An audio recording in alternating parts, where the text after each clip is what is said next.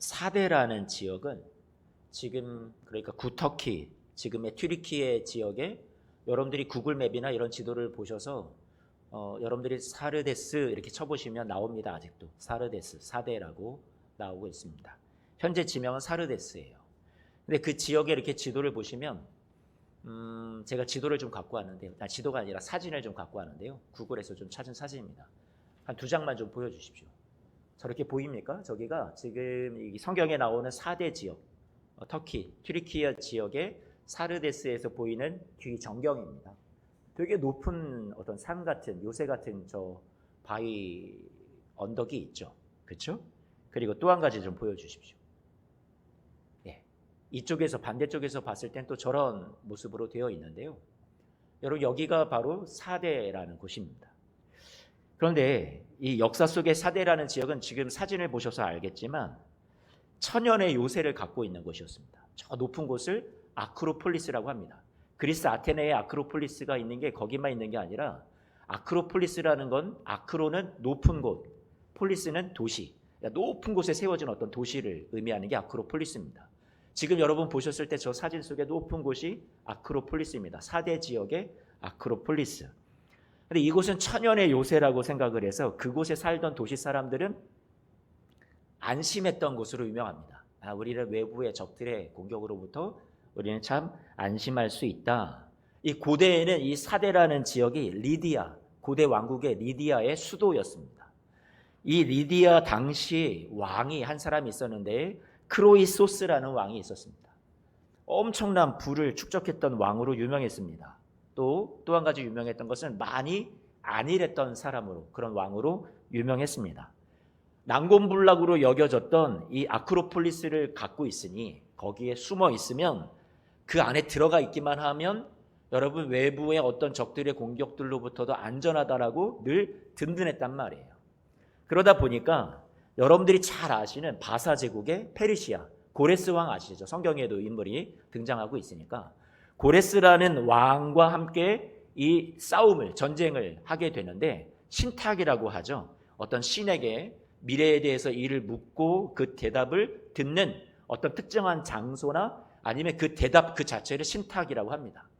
이 크로이소스 왕이 신탁을 받게 되죠. 델포이 신탁이라는 아주 유명한 그 고대 당시에 이 4대 지역에서 유명한 신탁 장소가 있었는데 거기에 가가지고 물어보게 됩니다. 이제 이 전쟁을 하면 내가 이길 수 있는지. 그때 들었던 것은 당신이 그 영토로 넘어가게 되는 날에는 반드시 그 대제국을 격파하게 될 것이다 라고 신탁을 듣게 됩니다.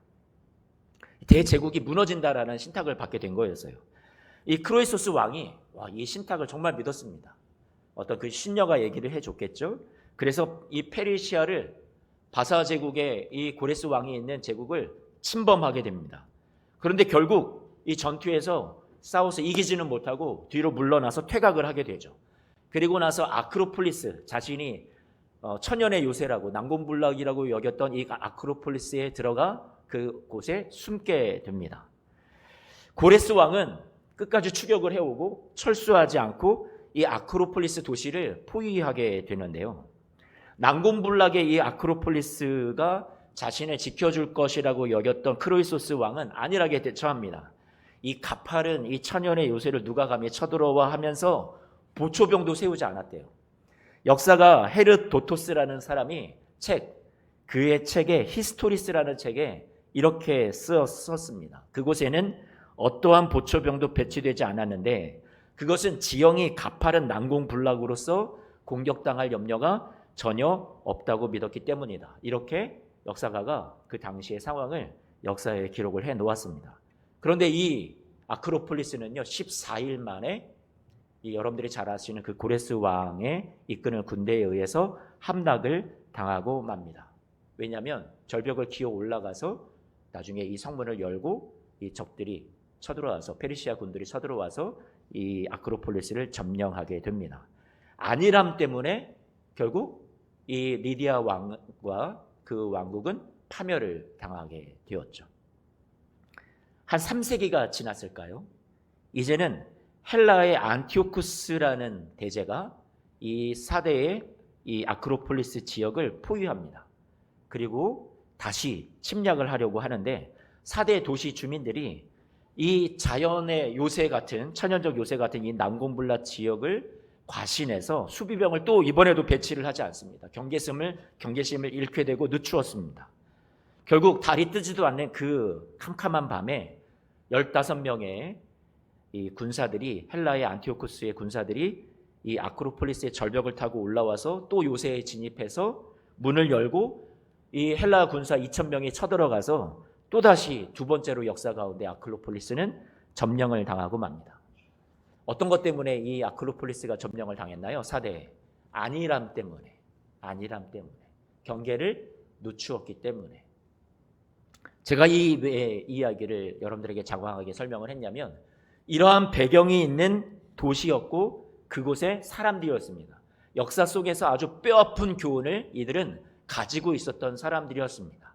반면에 이들은 역사가 분명히 그들에게 증언해주고 있고 깨우침을 주고 있는 것이 있음에도 불구하고 이들은 어떤 신앙을 갖고 있었냐면 안일한 신앙을 갖고 있었습니다. 깨우치지 않는, 경계하지 않는 신앙을 갖고 있었습니다. 이 4대 교회가요. 그래서 예수님께서 이 교회에 주시는 아주 중요한 메시지가 무엇이었냐면 2절 말씀을 다 함께 볼까요?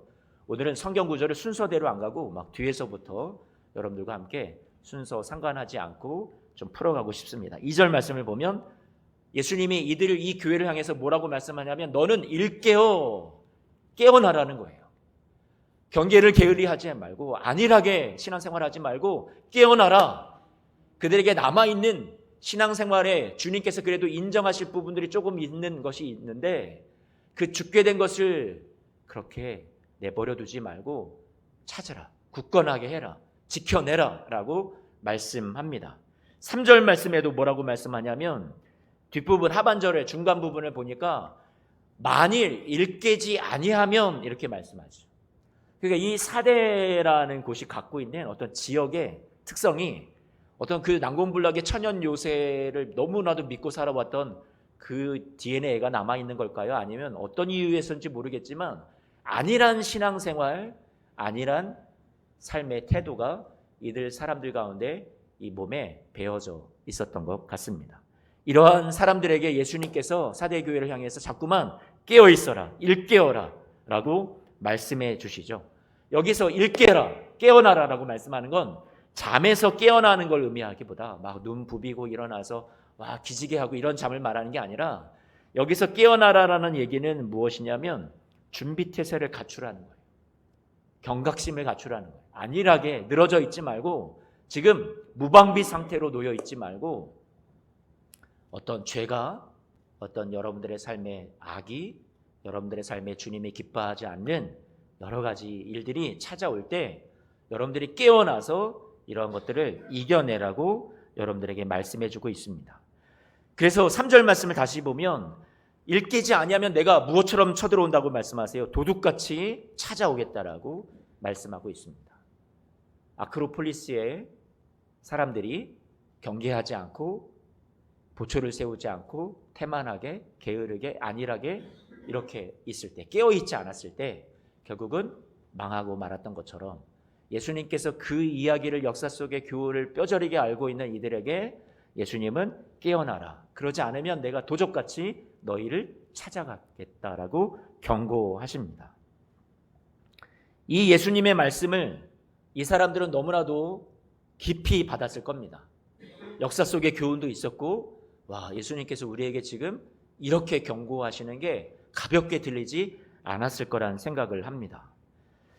이 교회는 핍박을 받았다는 내용이나 환난을 받았다라는 내용이 4대 교회는 나오질 않습니다. 그렇게 생각을 해보면 안일하게 신앙생활할 만한 환경이었겠구나라고 생각을 할 수 있겠습니다. 사탄이 마귀가 이 교회를 핍박을 주고 환난을 주어서 시험했다기보다 어떤 대가와 희생을 지불하면서 그렇게 헌신적으로 교회 생활을 하게 했다기보다 달콤한 세상의 유혹으로 안락으로 물질로 유혹하면서 이 4대 교회가 병들게 만들지 않았을까 그렇게 생각을 해봅니다. 환난이나 핍박을 당하는 불이익이나 어떤 박해나 이런 것들이 비교적으로 다른 교회에 비해서 없다 보니 이들은 너무나도 안일한 신앙생활에 젖어 있었던 교회라고 생각이 됩니다. 그런 교회를 향해서 1절 말씀에 예수님께서 말씀합니다. 뭐라고 말씀하시냐면 이렇게 말씀하시죠. 내가 너의 행위를 아는데 너는 살았다 하는 이름을 가졌지만 어떤 자라고요? 죽은 자라고 말씀하고 있습니다. 여러분, 이름이라는 단어가 나오고 있습니다. 오늘 말씀에 6절까지 짧은 본문인데요. 이름이라는 단어가 4번이나 나오고 있습니다. 그러면 오늘 이 사대교회를 향해서 주님이 주시는 말씀 속에 이름이라는 것이 되게 중요하다라는 것을 우리는 바로 직관적으로 이해할 수 있겠습니다. 이름이라는 게 되게 중요하구나. 여러분에게 묻겠습니다. 여러분은 어떤 이름을 가졌습니까? 이광석 이름 말고요. 저는 목사라는 타이틀을, 그런 이름도 갖고 있습니다. 여러분은 장로라는 이름, 권사라는 이름, 집사라는 이름, 성도라는 이름을 갖고 있습니다.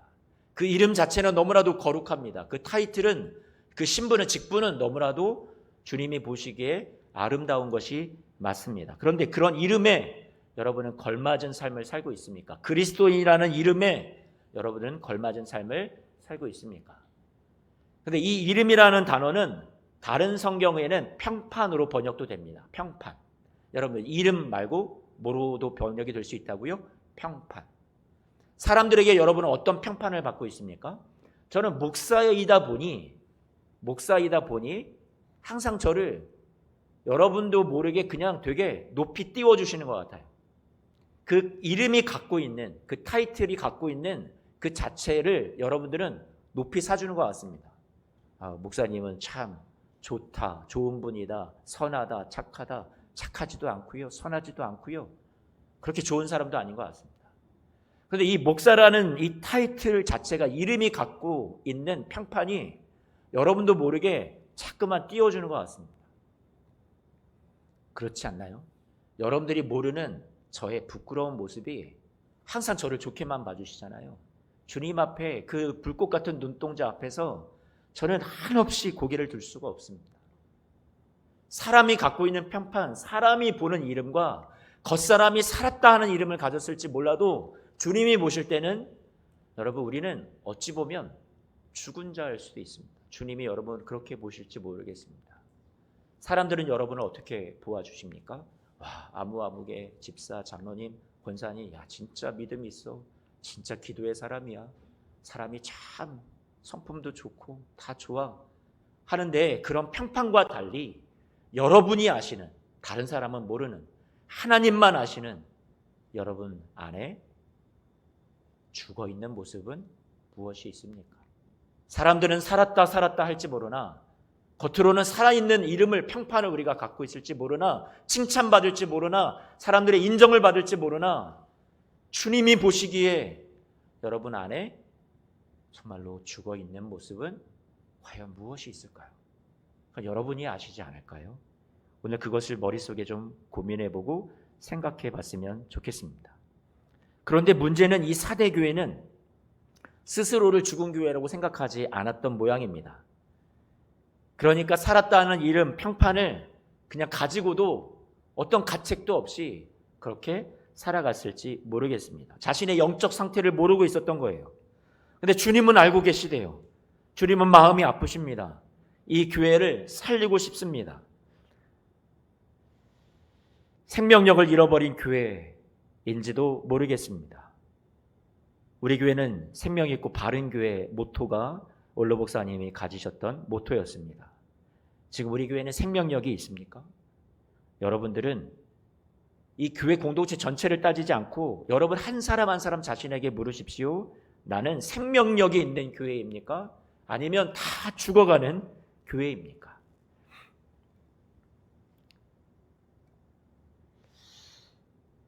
그런데 하나님께서 죽어가는 교회를 향해서 아직 소망을 두고 계십니다. 4대 교회에 아직 주님께서 포기하지 않은 것이 남아있다라고 말씀합니다. 그래서 이 죽어있는 듯한 이 4대 교회를 지금 주님이 무엇을 하고 계시는 거냐면 막 흔들어서 깨우시는 겁니다. 오늘날 한국교회가 여러분 살아있다라는 이름을 가졌을지 모르나? 이만큼 성장을 했다, 이만큼 교세가 많아졌다, 늘었다. 하지만 세상 많은 사람들로부터 지탄을 받고 그 이름이 땅에 떨어지고 있는 것을 봤을 때 점점 죽어가고 있는 교회가 아닌가. 과거의 한국 교회는 세상 사람들로부터 칭찬과 명성을 얻었던 교회입니다.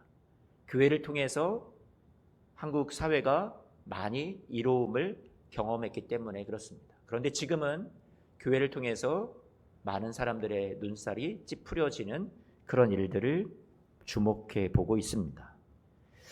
그러면 우리 주님은 이러한 교회를 실망하셔서 포기하실까요? 아니요. 책망받았던 교회지만 책망으로만 끝나지 않고 그 교회에 대해서 기대하고 계시다고, 여전히 놓지 않았다고, 소망을 여전히 끈을 놓지 않고 갖고 계시다라고 말씀하시는 것이 오늘 본문 말씀에 나오고 있습니다. 그것이 4절, 5절 말씀입니다. 같이 한 번만 읽어봤으면 좋겠어요. 함께 읽습니다. 시작.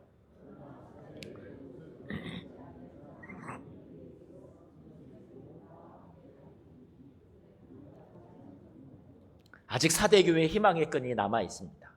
아직 더럽히지 않고 흰옷을 입고 주님과 함께 동행하는 그런 신자들이 아직 사대교회 안에 있다라고 보십니다. 그리고 주님은 이 사대교회 지금 죽어있는 것 같은 그들도 살려내어서 이들을 어떤 자들로 만들고 싶어 하시냐면 이들도 살아있는 교회로 만들고 싶어 하시는 겁니다. 그래서 책망하시는 겁니다. 그래서 혼내시는 겁니다. 왜요? 안타까운 마음이 있으니까, 살려내고 싶으시니까. 그래서 5절 말씀에 이렇게 말씀합니다. 이기는 자는 이와 같이 무엇을 입을 것이라고요?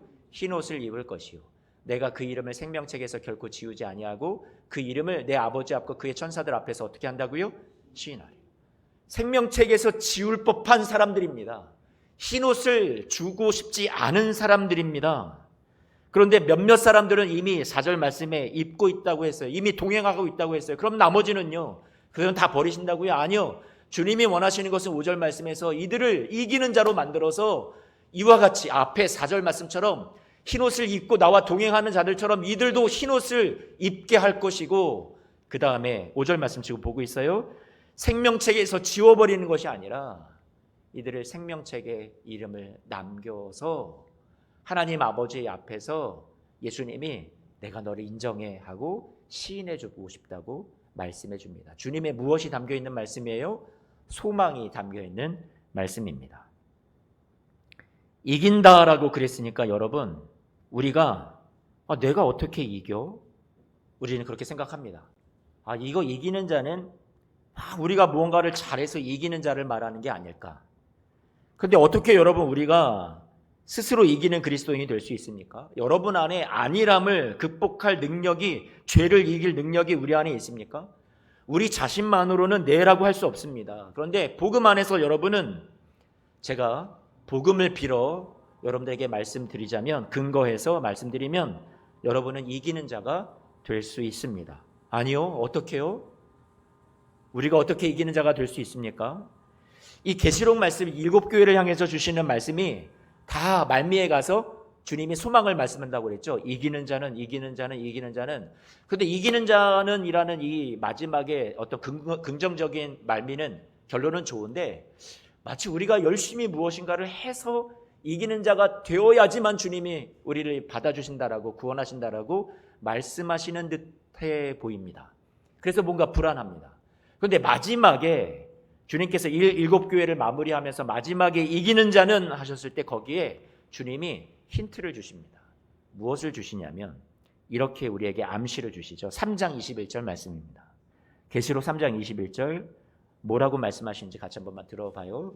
이기는 그에게는 내가 내 보좌에 함께 앉게 하여 주기를, 이렇게 말씀합니다. 그러니까 우리가 뭔가 또 열심히 해야 되나 하는데 그 다음에 주님이 주시는 말씀이 진짜 중요한 얘기죠.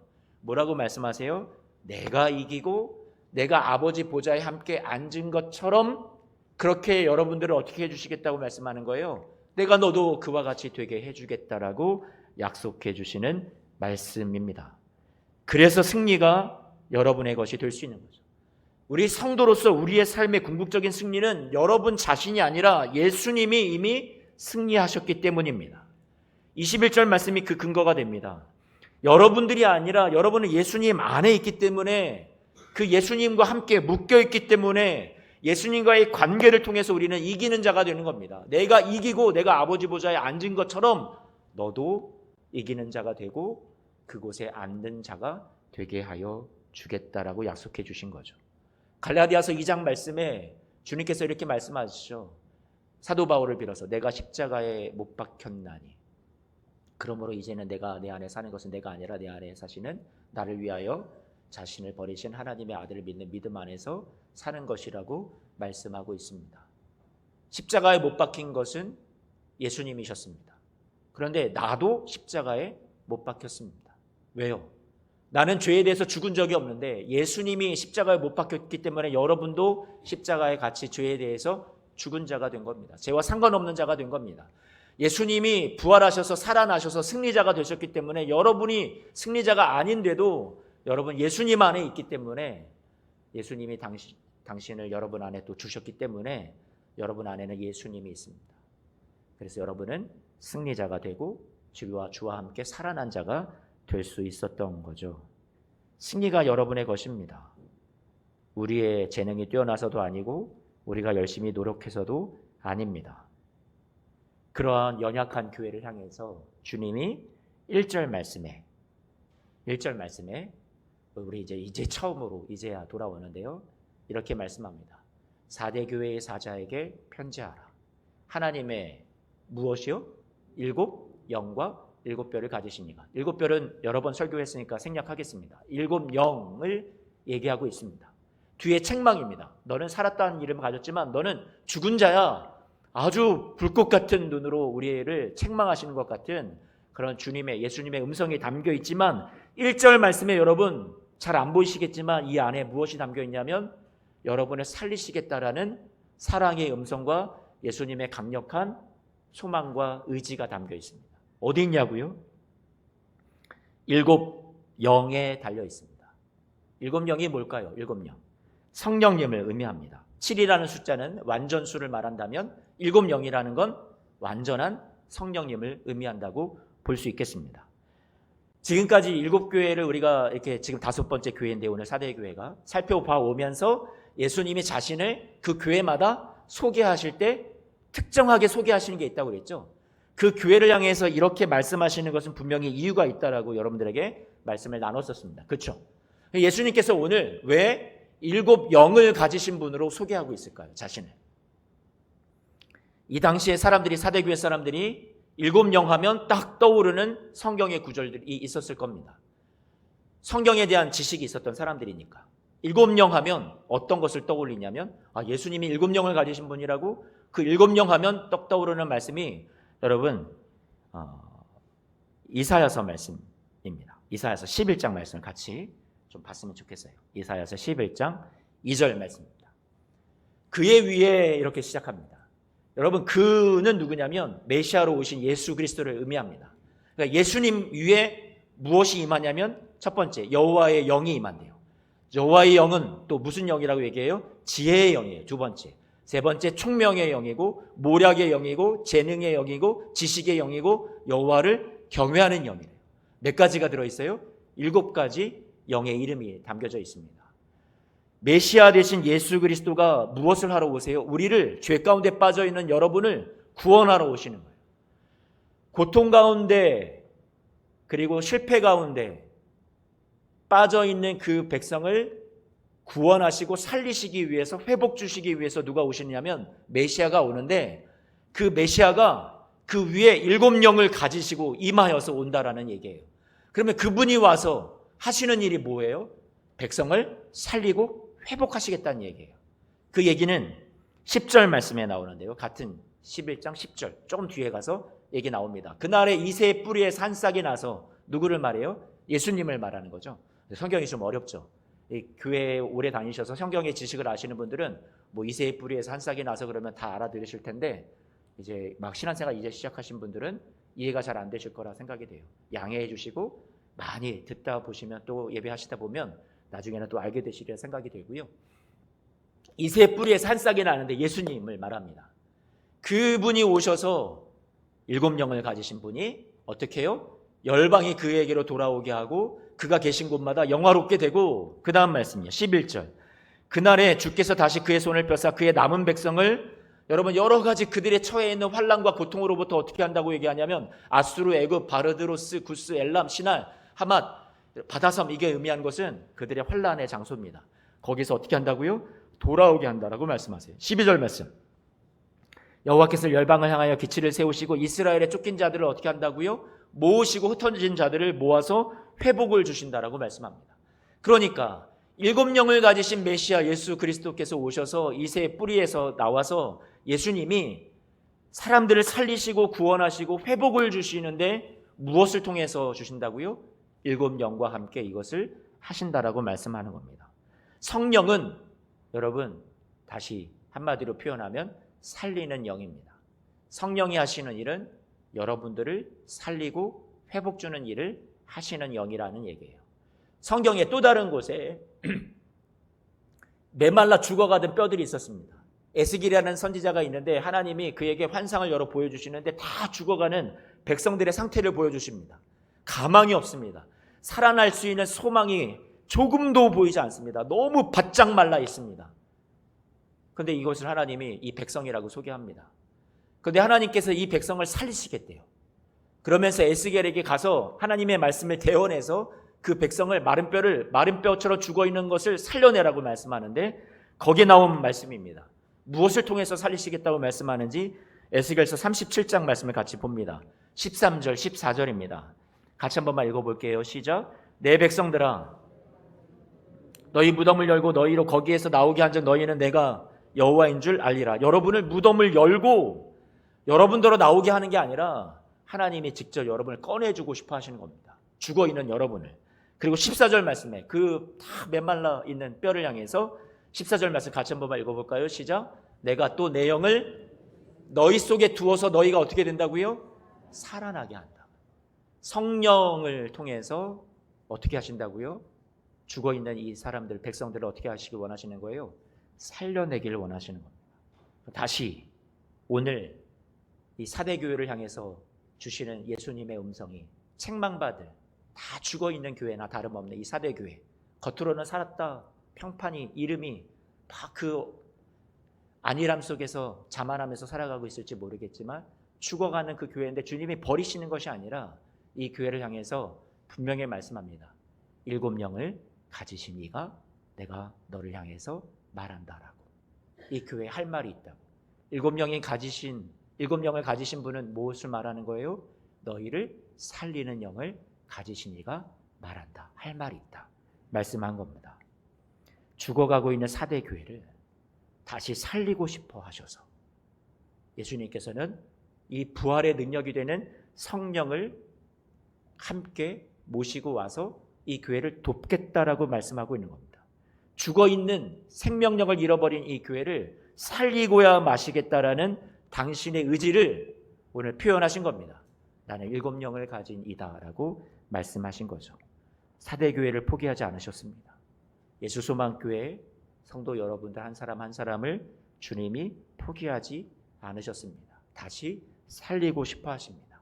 성령의 도우심을 통해서 당신이 여러분들을 사랑하는 그 사랑으로 여러분을 살리고 싶어 하십니다. 우리로 하여금 안일함에서 빠져나와서 다시 깨어있는 신앙이 되도록 여러분을 돕고 싶어 하십니다. 그 도우심을 힘입어서 우리는 이기는 자가 되고요. 우리의 죄와 허물로 더럽혀진 옷을 오늘 본문의 말씀처럼 벗어버리고 흰옷을 입게 되는 모습을 주님이 그토록 원하고 계시고요. 심판의 날 하나님 앞에 나아갈 때 생명책에서 여러분의 이름이 지워지는 것이 아니라 여러분의 이름이 기록된 것을 주님을 보기를 원하시고요.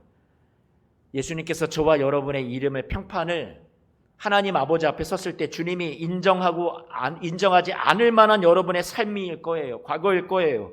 여러분 자신의 모습은 그럴 거예요.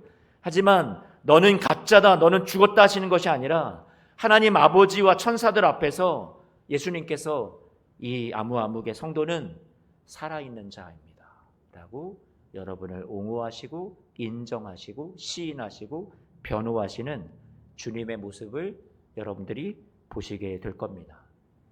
여러분의 몫이 남아 있습니다. 저는 여러분에게 오늘도 주님이 여러분을 도우실 거고 이기는 자 되도록 성령께서 도우실 거고 해서 안일함에 빠져 있으라고 말씀드리고 싶지 않습니다. 여러분의 몫은 이 죽어있는 모습으로 여전히 안일하게 신앙생활하는 것이 아닐 줄로 압니다. 안일함을 극복하고 깨어나서 우리가 받은 복음을 기억하고 돌이켰으면 좋겠습니다. 여러분, 살아있는 성도가 맞습니까? 여러분은 살아있는 장로, 권사, 집사, 성도입니까? 목사입니까? 살았다는 이름은 가졌지만 겉으로 보기에는 괜찮아 보이지만 여러분, 온갖 문제가 여러분 안에 가득 있지는 않습니까? 기도를 내가 한때는 했다. 예전에는 내가 살았다는 이름을 가졌다. 하지만 지금은 죽은 자가 아닙니까? 병들어 있지는 않습니까?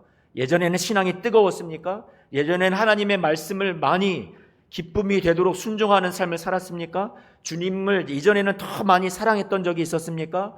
그런데 현재는 그렇지 않다고요?